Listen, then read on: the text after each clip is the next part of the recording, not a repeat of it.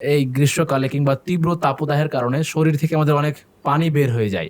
ঘামের মাধ্যমে হয়, আবার দেখা যায় যে পেশাবের মাধ্যমে হয়। এরকমভাবে অনেকভাবে আমাদের শরীর থেকে পানি বের হয়ে যায়। তো এখন শরীরে যে পানির স্বল্পতা, এটা বোঝার কোনো উপায় আছে কিনা? কিংবা আমরা এই ক্ষেত্রে কোন, কোন পদক্ষেপগুলো অবলম্বন করতে পারি? হ্যাঁ, আমাদের আসলে পানি স্বল্পতা বোঝার জন্য মহান আল্লাহ সুবহানাহু ওয়া তাআলা আমাদেরকে বেশ কিছু ব্যবস্থা দিয়েছেন। আমরা সেটা খুব সহজেই যেকোনো সাধারণ মানুষই বুঝতে পারি।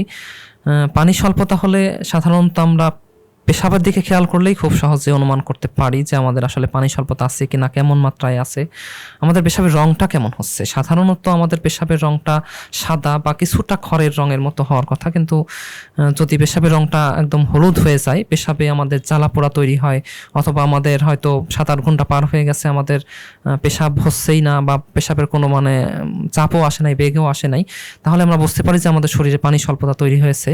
এছাড়াও সাধারণত অনেক সময় মানে হাত পা ঝিমঝিম করতে পারে, কামড়াতে পারে, মাথা কামড়াতে পারে, ব্যথা হতে পারে, কখনো কখনো একটু মেজাজটা খিটখিটে হতে পারে, গলা শুকিয়ে যেতে পারে, মুখ শুকিয়ে যেতে পারে। এগুলোর মাধ্যমে বুঝতে পারি যে আমাদের আসলে পানি স্বল্পতা তৈরি হচ্ছে।